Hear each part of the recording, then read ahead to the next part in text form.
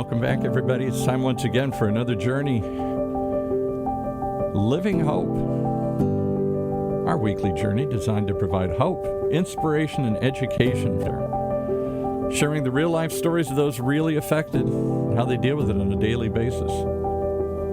With your host, the woman who, I won't say she knows the most about this, but she knows a bunch. Roberta Luna, welcome. Thank you. Seems like I learn a little bit more every day and every time we do a talk like this. I really appreciate the opportunity. Today I want to welcome Dr. Lee Reitler and his wife Dwaine. Thank you both for joining us. I really do appreciate it, and sorry for the little technical difficulty we just had, but I do appreciate your patience and your joining us. Our pleasure. Thank you. Thank you. Dr. Reitler, are you all right? Is it all right if I call you Lee? It is. Thank my you. preference. Thank you. I want to do that respectful thing and acknowledge your title as well. What was your specialty, or what is your specialty? I know you're retired, but you're still doing some telemedical. So what is your specialty? Family medicine. Oh, great. Thank you. And could you please share with us your connection to pancreatic cancer? Yes, it was my wife's journey.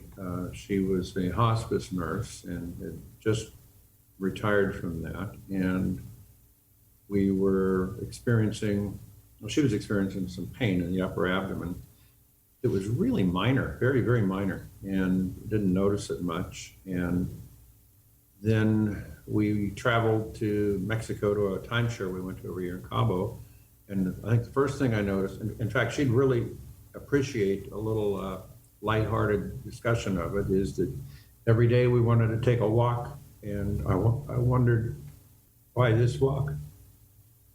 And in fact, she wanted to see George Clooney's house. So we'd walk 4 miles every day. We did this every year, took the trip, and never saw George Clooney.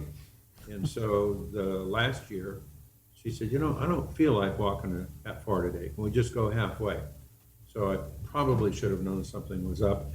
Went back home, and I remember the next thing that she showed me that was a light bulb was that she said, look, I'm back in these size 2 skinny jeans. And I should have realized that was an indication something was going on.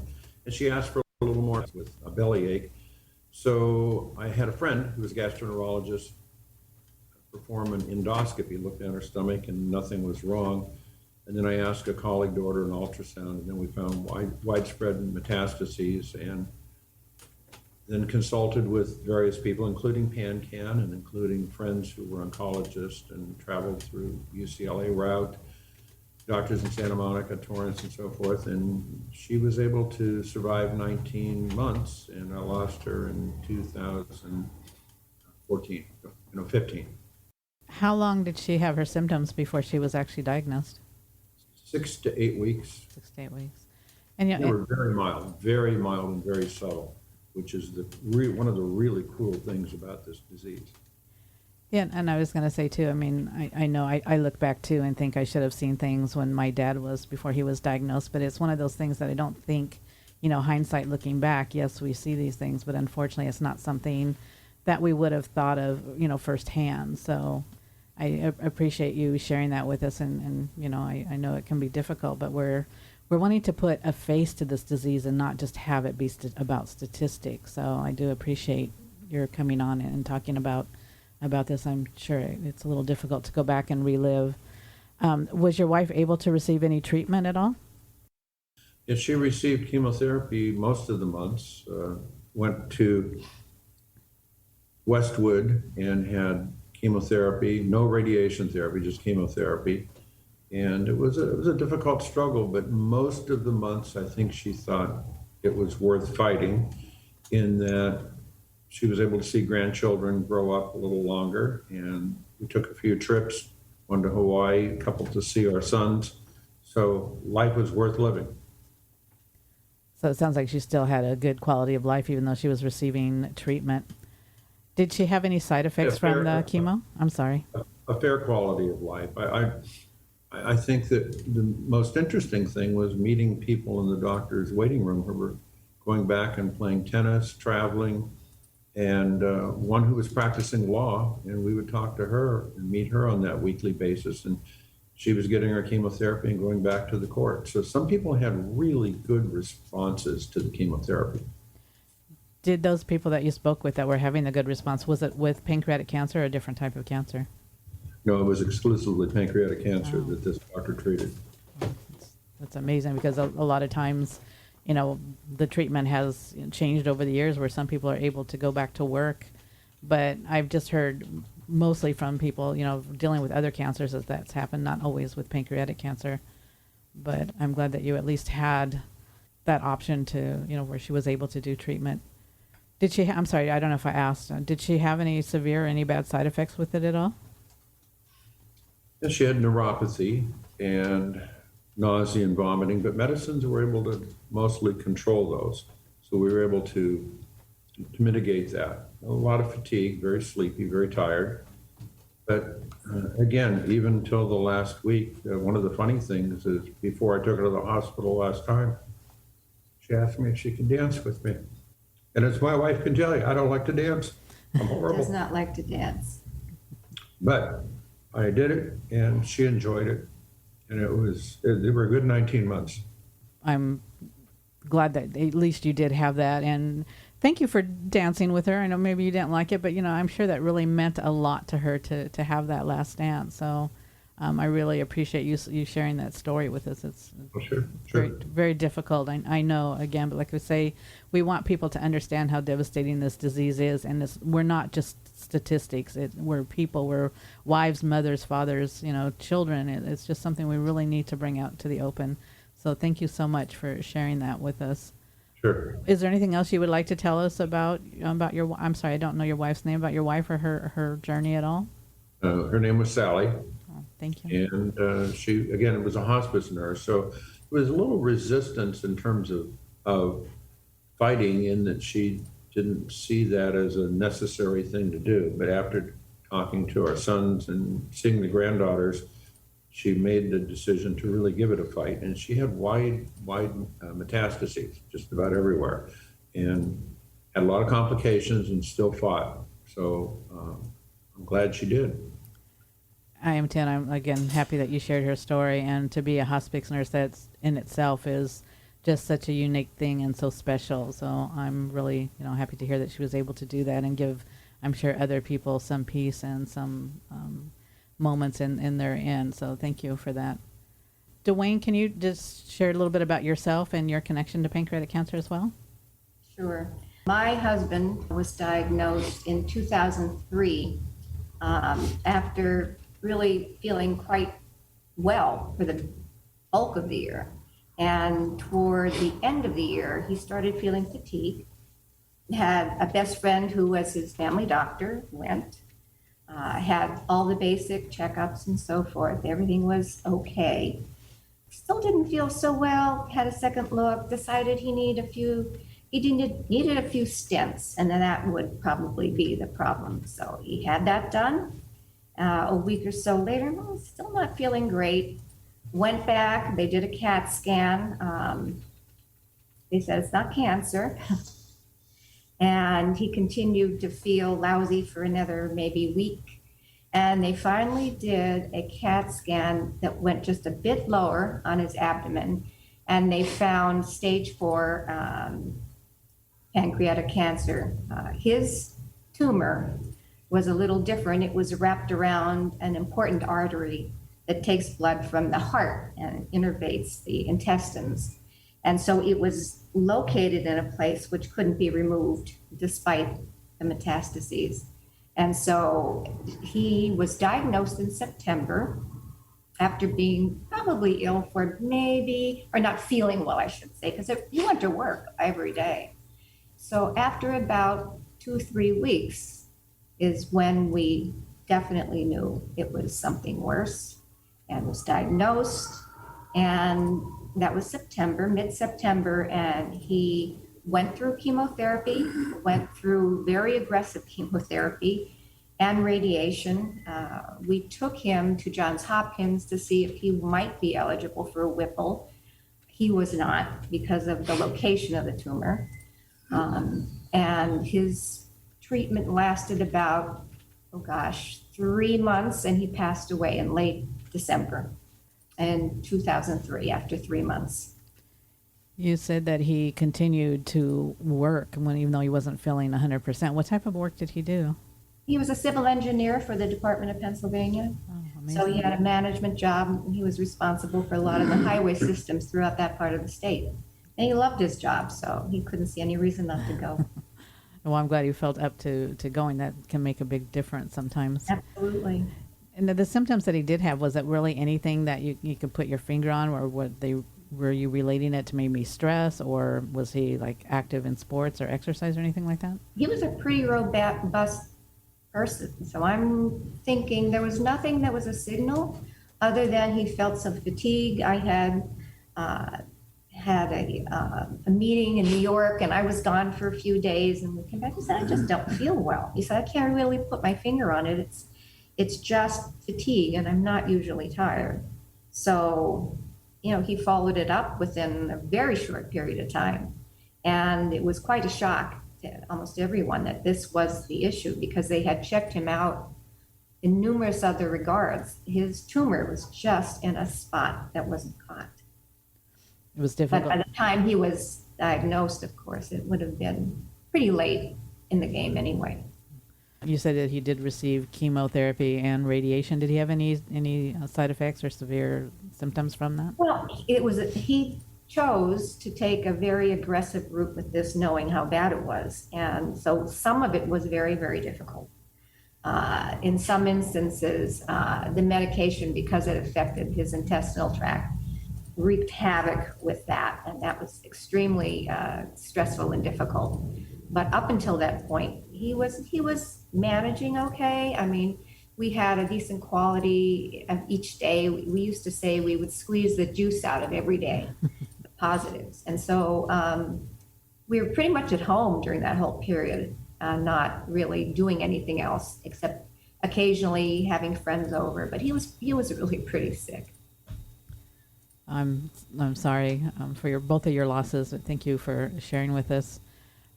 As far as, how did you two meet? Match.com. Online, oddly enough. Wow. And did you know, or when did you find out you both had this thing in common?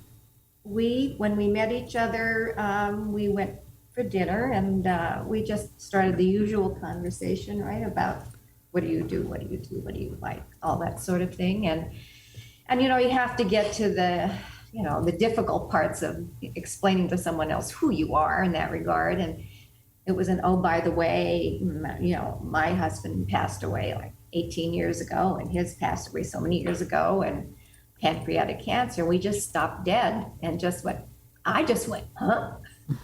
I mean, the chances of that, I can't even compute how rare that must be.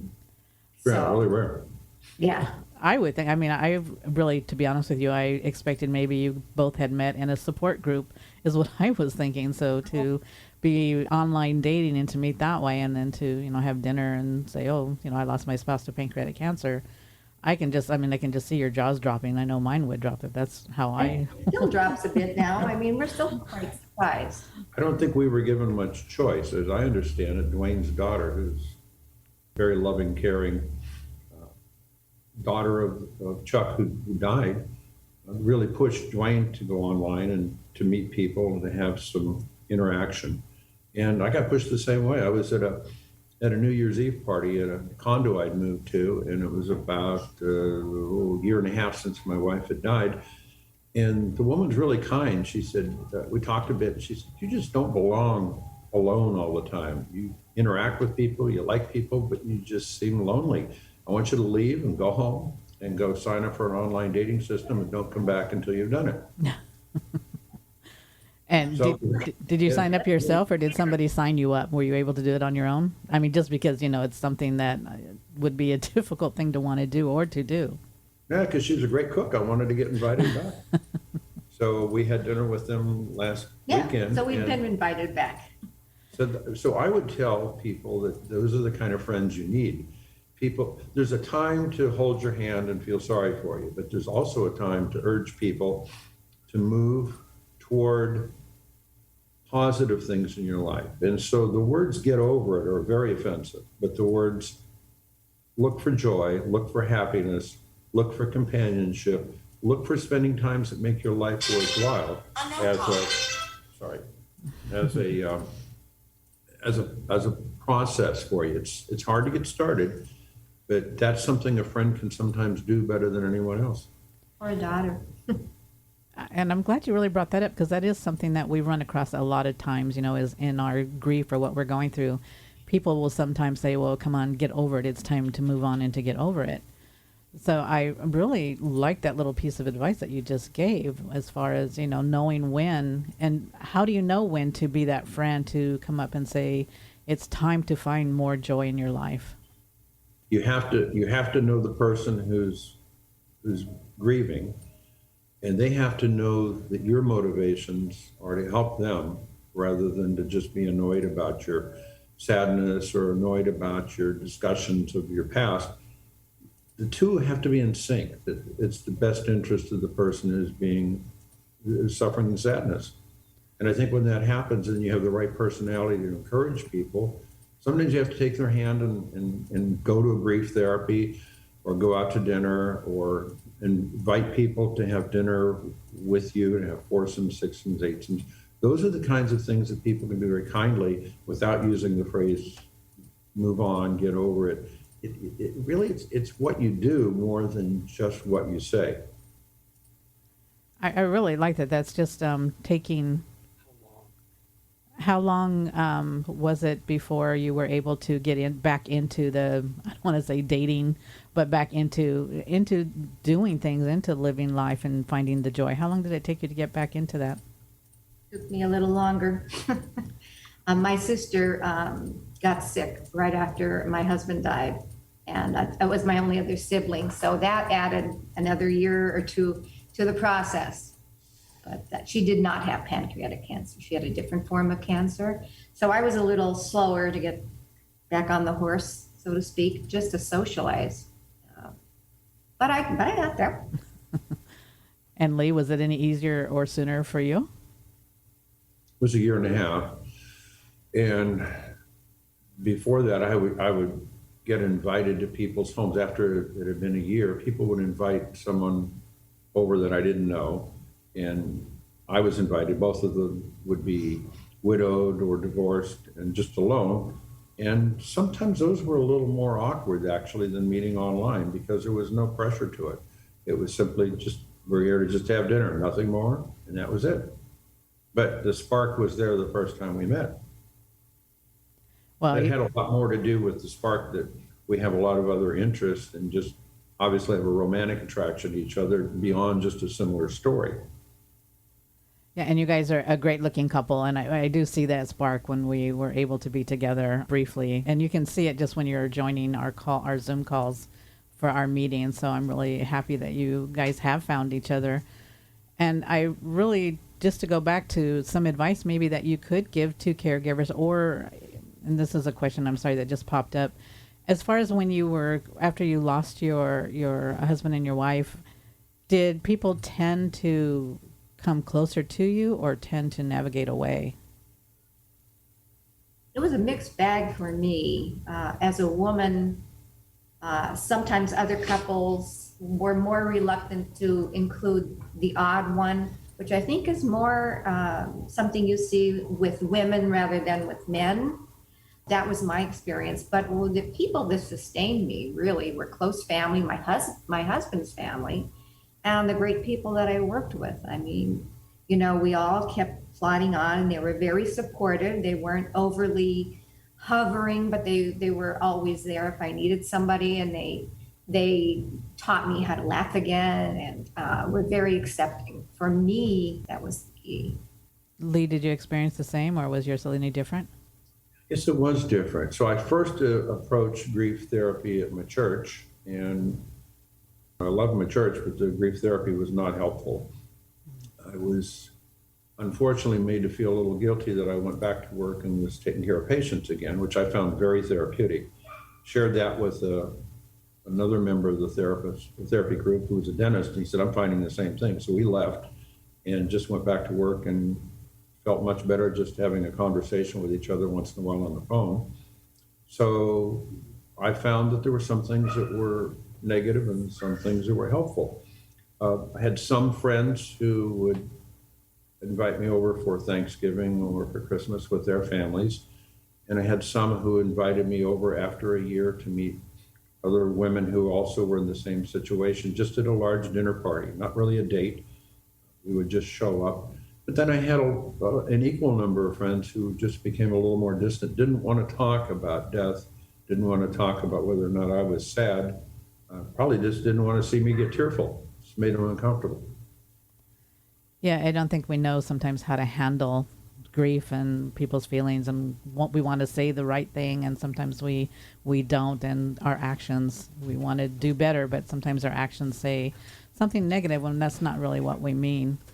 I know that you both obviously lost somebody to this disease, and what we do see a lot is either people get very, very involved or they try to distance themselves as much as possible. Why did you choose to get involved? Involved in PanCan? In PanCan, in bringing awareness, just in continuing the fight for your spouses. Just I hope that it helped. I think probably 90% that to honor our lost spouses and to kind of pay back for all the gifts we were given, people fighting for us and helping us like PanCan and the oncologists and friends who were helpful. Probably 10% because we want some improvement for our own children who are at risk. Yeah.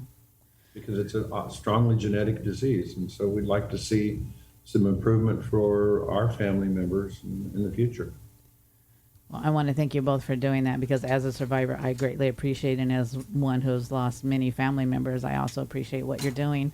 You both are sharing a role in the Orange County affiliate of PanCan as the outreach chair. What are your goals? Or what do you help your goals to be? My goals are, when the pandemic is reduced, is to make this organization known to more and more people. I've made a step to try to get invited to newscasts on television. I'm waiting for a response. And I think we just need to find the pandemic's reduced before we're going to have public discussions and public presentations. And we just need to network with people who know someone who would invite us to talk about it. Health fairs, I'm assuming will be available again in the future, and when they are, and I look regularly to find ones that are open. When they are, I just hope to go out and answer people's questions and help them understand that it is worth fighting, because PanCan and other organizations have been able to demonstrate we've been able to double the survival from 5% to 10% at 5 years. I think our goal before we leave this earth is to get to 50% or higher. Oh, thank you. I couldn't agree with you more. And you know, I'm sorry, your story really has been very interesting and unique, and I had a whole lot of other questions that we're not even going to be able to get to. So I really hope you both will consider either coming back sometime or doing another Zoom session. But basically, I wanted to, can you explain really, really quickly, because we do get this question a lot, is what is the pancreas and what does it do? Yeah, it's a unique organ in that it's both endocrine and exocrine. So endocrine makes hormones that work through the bloodstream, like insulin and glucagon, to control your sugar. And then the exocrine is it squirts out some enzymes that help you digest food. So you need it for both reasons. However, I had patients who had no pancreas, had pancreatectomies, and we were able to take care of that. We were able to give them insulin, we were able to give them enzymes and sustain their life relatively well. So it's an important organ, but it's not a vital one. It's difficult to remove, it does lead to these complications, but I'm hopeful we're going to be able to find ways to remove parts of a pancreas or to eradicate parts that have cancer before things have spread and still have a good quality of life for people. Well, thank you. I appreciate that. And again, I would love to have you come back on sometime and talk a little bit more in depth. But before we do go, do you have any advice for other caregivers or any pearls of wisdom that you'd like to share, both of you? Well, there's a lot, I guess. Depends on the situation. I think an open conversation is always the most beneficial, at least in my case. Not to gloss over anything, but also to find those positive things in each day that you have with your loved one. I think that's pretty critical. That would be my first and foremost. So for caregivers, I think they need to really reach out, look for resources that are available.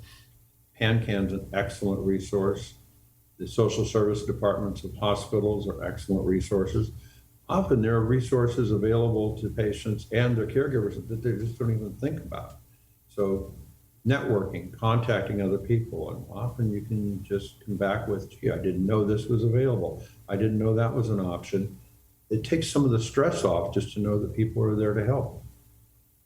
I think what's hard about this disease too is sometimes you don't have enough time to even comprehend what you might do to reach out. You know what I mean? In my case, it was so fast and furious that there was hardly time to think.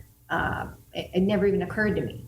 I mean, and I worked in sort of a quasi health field, and it didn't even occur to me. I had 3 months, and it was just a whirlwind, and you really are overwhelmed.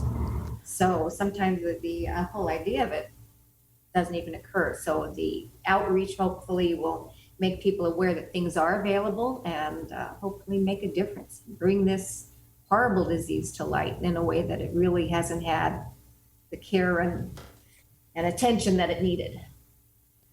I would also offer, I don't think there is nobility in being a caregiver alone, suffering and handling this without help. And I saw that a few times with patients, that they felt they just needed to suffer along with their spouse or their loved one.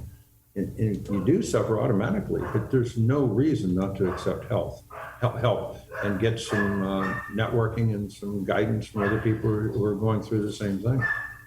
And PanCan offers that very option. Yes, they do. And I want to thank you both for doing the show with us today and talking about this. Like I said, I know it can be very emotional and it's hard to bring things back up again, but I feel it is very important to bring this awareness out and again to give a face to our disease, to pancreatic cancer. So I thank you both for your honesty and sharing with us, and I hope it wasn't too difficult, but I do greatly appreciate from the bottom of my heart. So thank you so much. You're more than Thank you. welcome.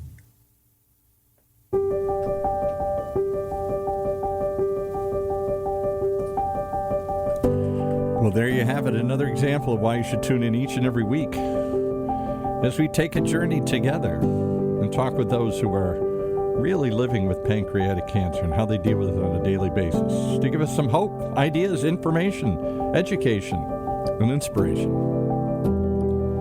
Sharing the real-life stories of those really affected and how they deal with it on a daily basis. If you're open to sharing your story, boy, we'd sure love to hear it. Contact us here at the station or at PanCan. And if you or anyone you know has immediate need, they are in hurt, they're in pain, they're wondering what to do, we do have a patient service number for you here. Write this down. We're checking out on our show notes. 877 and the number 2, PanCan. That's 877, the number 2, and then PANCAN for the Pancreatic Cancer Action Network. Right here on the OC Talk Radio Network. Streaming live from the University of California, Irvine's Beale Applied Innovation Center. Paul Roberts inviting you to join us again as we share this journey together.